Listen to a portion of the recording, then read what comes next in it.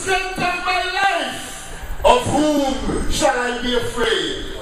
When the wicked, even my enemies and my foes, came upon me to eat up my flesh, they stumbled and fell. Though my host should encamp against me, my heart shall not fear. Though war should rise up against me, in this I will be confident.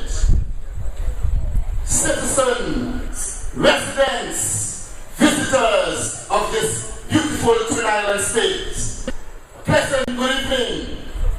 I bring greetings from the wonderful constituency of St. George.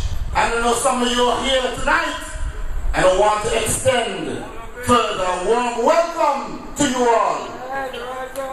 We are here tonight, and we are highlighting the ills that are plaguing Antigua and Barbuda by the present government, the Antigua-Barbuda Labour Party. And it's time for us to rise up as citizens and be patriotic to our country. We gave them a job. They are supposed to be looking into our interests. And what are they doing? To me, they are garnishing their pockets. They are trying to see what they can grab for this 5 years. Because I'm telling you, they are failures. I'm saying it's not about glitter and glamour. It is not about that. And we need to understand that as citizens. You don't allow the two major parties to put you in a trance. It's not about who have the best stage show. It is about proper candidate that will govern this country and govern this country with integrity. I'm saying to you, look at how they conduct themselves, some of them that are in Parliament. I'm saying to you, in such a careless way, and years and election upon top of election, we continue to put them there. It is time that you, the Antiguans, examine the candidates that are before you, not by way of stage show, bringing in Jamaican artists, having the best stage show, the best lights and glitter. I'm saying to you, politics is not about that. And it's time for us to rise up as Antiguans and fight back for our country. I am here tonight to highlight some of the ills that the present government, the Antigua-Barbuda Labour Party, is plaguing this country with. They are passing laws, and we just have a blind eye. I'm saying to you, the laws that are being passed should be beneficial to you, the citizen of this country. Not make you poorer, not put you more in the doldrums of poverty. I'm saying to you, it is time you rise up. I'm going to put the first one to you. And this is the defamation act that they have changed to a criminal offense. So what it does, it tries to prevent prospective young men and women from becoming politicians if they misspeak. And I'm going to show you why. Also, it helps to keep the media mouth closed and people who want to talk out who may not know what defamation is. Now, remember in our constitution, and this is what I wanted to show you, and that's how they put it, that if you commit a criminal offense that is equivalent to 2 years in prison, you will be barred from a general election. Now, they made the Defamation Act so that it is a criminal offense that is equivalent to 2 years. So remember now, if you are a strong politician, a prominent politician, one who wants to fight for your country, and you would have misspoken on one of these individuals, and they bring you within the ambit of defamation, and you're found guilty, you will be barred from an election. You see what I'm talking about? They're acting in a smart and subtle way, and we got to wake up. We got to open our eyes and understand what these men are doing. Another unfair one is the curfew on children on the 16th. I'm going to expound on what this does to the single parent, especially the single mothers who the husband or the common law husband might run off and leave them with the children. And I'm saying to you, they might be working a graveyard shift. They might be in a hotel and coming home in the morning. So just to put food on the table. And I'm saying to you, if you is ignorant that your child is out here and the police happen to pick up that child, you're gonna have first warning, second warning. You do not have the child's mind. So I'm saying on third instance, the mother that is out here now trying to put food on the table will be asked to pay $500 or spend 3 months in prison. It is an advantage. I'm saying this law does not benefit the single parent at all. Look here again, teenage pageant.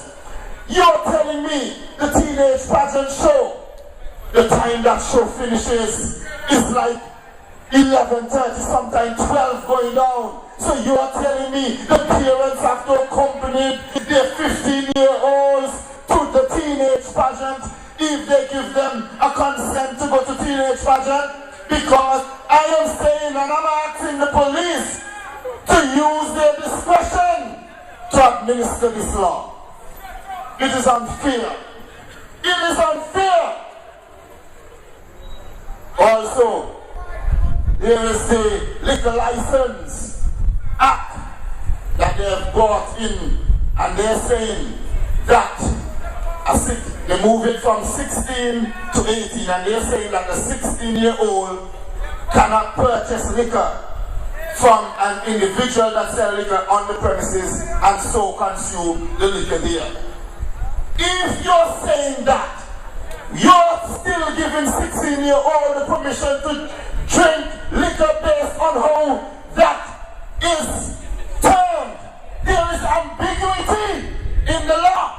You're saying that a 16-year-old, I can buy the drink for him, or somebody else who is 18 can buy the drink for him, and once he's not by the premises of the person who sells the liquor, and he goes, let's say, to a dance, he can drink it there. That is what the law is ambiguous.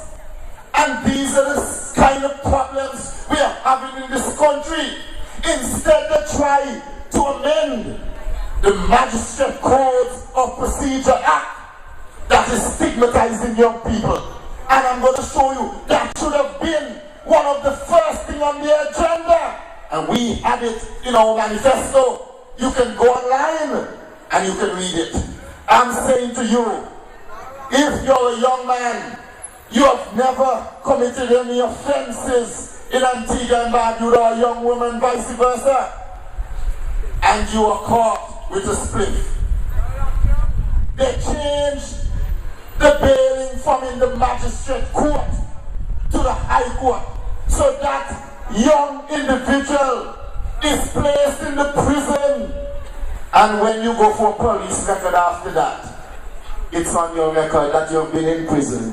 I am saying the magistrate is competent enough to set bail for these individuals. It does not have to go to the high court. And when you have 10 young men and women in the jail up there, they wait until the number is high so that they can put in a number of bail applications to the High Court. So all this time, you're up there in the prison maybe for 2 weeks. And these are the kind of things that they need to look into and change that will benefit young people, they need to amend the Magistrate Code of Procedure. When we look around and we heard the Chief of Lies talk about the used car that we're bringing in, that the poor people can afford, that they're going to put a ban on the used cars as at March 31st, it is wrong. They are forcing you to go to a dealer to put you in expense with banks and so forth to borrow loans. I'm saying to you, the Chief of Life stated that when we finish with these cars, we just leave them on the side of the roads for rats to take over them, and we don't dispose of them properly. And the Chief Environmental Officer came out and contradicted everything that the Chief of Life stated. I'm saying a 2009 car from Japan and a 2014 car in Antigua, the one in Japan has more specs than the 2014 because it has to meet certain standards in Japan. We're getting third world cars. They don't meet no standard whatsoever, no cameras at the back. And I'm saying cars that are 2007 have cameras at the back for when you're reversing, and 2014, 2015 that they have at the dealers here do not have it. I'm not lying. Check it out. I'm saying to you, we need to rise up in this country and be patriotic and fight for what is right in this country. We can't just keep our mouth closed. We are the citizens of this country. We are sovereign in Parliament. We have the power. We have the power. It's not they have the power. We are the masters and they are the servants. And that's the principle we need to understand tonight. That they are the servants and we are the masters. Every 5 years, the power is in our hands to choose the individuals who we think will run our country properly. And over, you keep putting vagabonds into Parliament over and over again. It's time for us to stop it. We need to examine, as I said, the candidates. Examine the candidates, see who not about glitter and glamour. Think of it over tonight. You will see all they do is put you in a chance. They see who can have the biggest stage show, who can bring the most artists from Jamaica, and they get you in that chance, and you lose your head, and then you just put them back again, and then after you catch yourself, you're out of the chance. What a regret! What a regret! Stop to them! Can you imagine? Can you imagine that Antiguans just on Saturday gone there? Serpent played a clip with the Chief of Lies, and he said with the sweet homes that if you purchase a home in Dubai, all they're concerned about once they get their $200,000 and all the other charges to do due diligence. And I am challenging you tonight. Serpent said, let me hush because I'm so vexed. I'm leaving up to you the Antiguans to call in and hear your views. And if 20 individuals call in, it is a big number. I'm saying it is a shame. We need to take up the mantle. We need to fight for our country and fight for the lands for our children and our grandchildren and our great-grandchildren. You know what we're doing? We're selling back the lands to the syndicate children, the syndicate grandchildren, and the syndicate great-grandchildren. We need to put a stop to it. Time for us to rise up and fight for our country. Time for us to be patriotic. When we see wrong, we say it is wrong. Not that we say it is right. As some of them you just saw the video. You saw Lennox picketing against the Citizen by Investment Program. You saw how Maxus was so adamant about that bill that was passed for the sale of antique passport. And they went in, although the bill said that Antiguans, truly Antiguans, should know who buy our passport. If John Brown buy the passport tomorrow, the Prime Minister must come out, or who the spokesperson is, and say, John Brown has purchased an Antiguan passport yesterday. They went to Parliament and they repealed that part of the law and say that you, the citizens of this country, should never know who buy the passport. What a shame. What a shame. We need to reject these things and talk out and speak to the issues that are affecting us. Not just sit down quietly, not saying anything. Rise up, Antiguans, and fight for what is rightfully yours, your birthright. Don't be fooled by these people that are just trying to get their pockets fat. So when they're out, they don't care. I am saying to you, we are here tonight because we saw that Antiguans are going down the wrong path under this ABLP administration. We are going down the wrong path. They come with their glitter and glamour, all their beautiful promises, and now that they're in there, they're not even looking at you. They're not even looking at you. They're passing laws that do not benefit you as Antiguans. Instead, they make you poorer, put you deeper into poverty in this country. Rise up! Rise up and fight for your country. Call in on the media. Whether you talk dialect, whether you talk standard English, whether you speak broken English, colloquial language, you need to express it on the radio every day. Not just allow the government to do whatever they want to do with you. A woman called in some time ago from Coolidge, and she said, oh, we put the government there, so whatever bills they pass, we have to accept it. Come on! No form of consultation.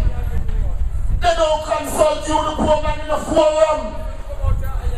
It's you they have to come to hear the feedback.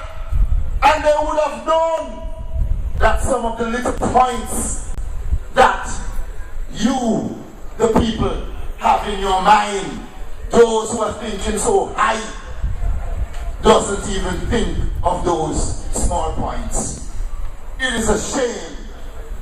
It is a shame that we can't speak out as citizens in this country. It is a shame. Rise up, Antiguans, and fight. I want to extend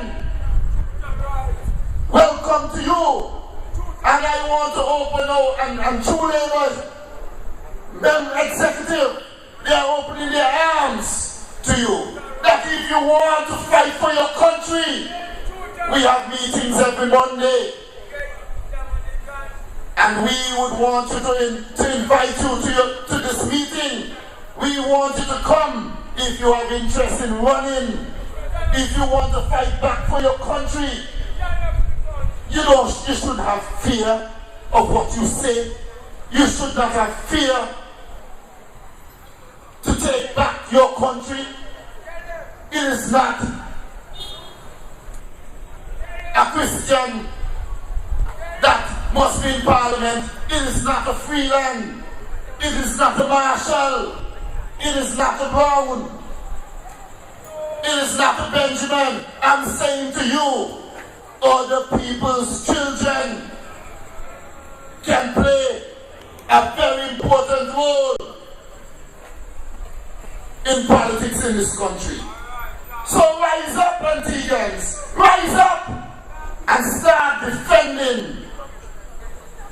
democracy and protecting your heritage. Start to do that, and you will see how far we go. You don't allow the politicians to lead you. You should be leading the politician. You charge them with a responsibility to look into your interests and not their interests. It's time for us to rise up, take the bull by the horn, and fight back for our country. I'm saying to you, we are the 2,000 jobs. I'm telling you, how many people they have sent home since they have taken office. They said there will be no job losses. How many they sent home?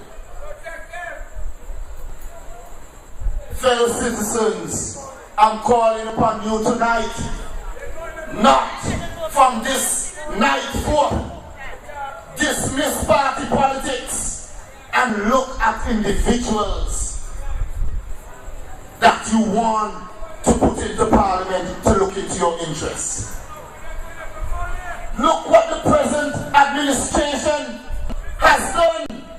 They bring back all the old faces and put them back in power. Some of them are over 80 years of age.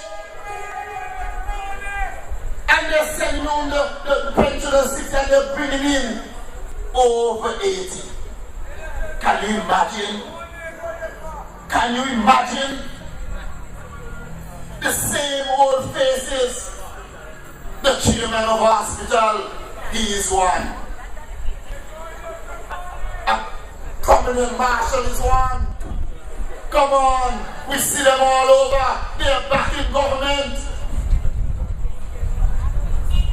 And you're telling me that you're so blind, or a blindfold is on your eyes, that you can't see and that you can't talk? Why there is this big hush hovering over Antigua? Rise up, Antiguans, rise up and fight for your country. Good night until I come again. Good night.